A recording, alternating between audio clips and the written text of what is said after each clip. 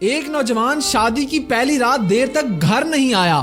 ماں بار بار دروازے کو دیکھ رہی تھی کہ بیٹا کب آئے گا۔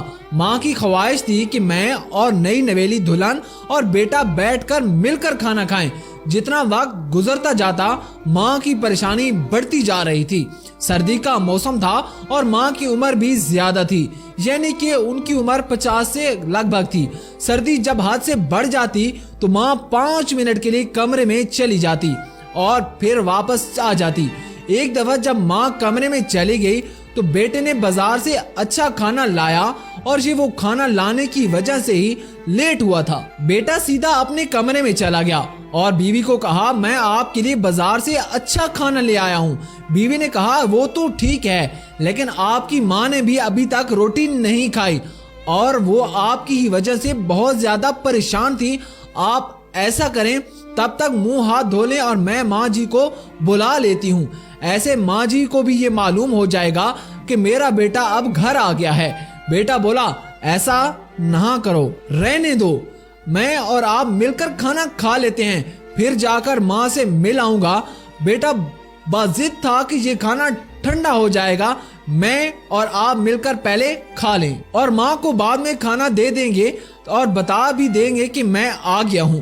بیوی نے کہا، یہ مناسب نہیں ہے، اگر آج آپ سب کچھ ہیں تو یہ آپ کی ماں کی وجہ سے ہے، اور اگر میں آپ کے پاس ہوں تو یہ بھی آپ کی ماں کی وجہ سے میں آپ کے پاس ہوں۔ بہرحال بیٹے کا اصرار تھا کہ پہلے ہم دونوں کھانا کھاتے ہیں پھر ماں کو دیں گے۔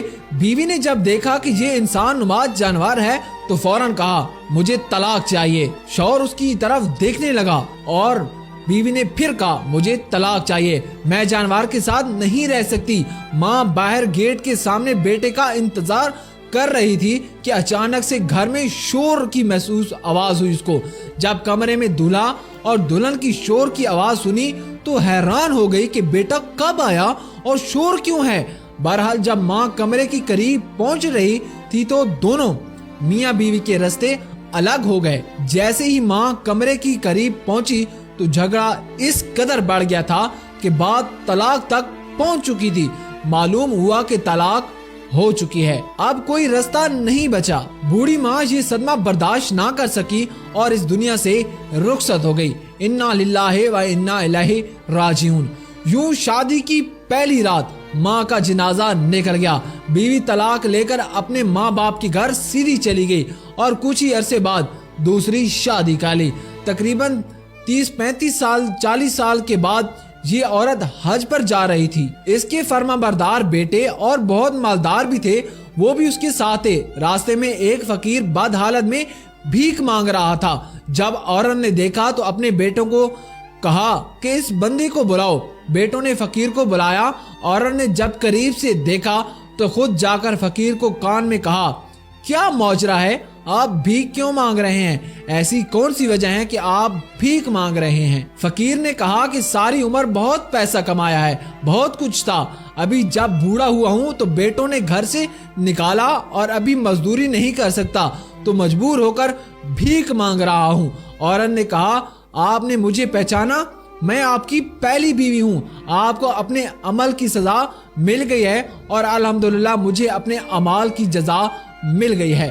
ماشاءاللہ دوستو، جو ماں باپ کی قدر نہیں کرتا زمانے میں ذلیل و رسوا ضرور ہوتا ہے۔ اس لیے میری آپ تمام نوجوانوں سے درخواست ہے کہ جتنا ہو سکے اپنے ماں باپ کی خدمت کریں، ماں باپ کا حق ادا کریں۔ اور ایک بات اور کہ ماں باپ کا آپ حق ادا کبھی نہیں کر سکتی جو انہوں نے ہمارے اوپر اپنی زندگی لگائی ہے۔ ماں باپ کا یہ اداب ہے کہ ان کی خدمت و جان و مال دونوں طرح سے کریں۔ ویڈیو پسند آئی ہو تو کامنٹ باکس میں ضرور بتائیے گا اور مناسب سمجھے تو اپنے پیارے ماں باپ کے لیے کوئی اچھا سا کامنٹ بھی ضرور شیئر کیجیے گا۔ انشاءاللہ ملیں گے کسی اگلی ویڈیو میں، تب تک کے لیے ڈھیر سارا خیال رکھیے گا۔ جزاک اللہ۔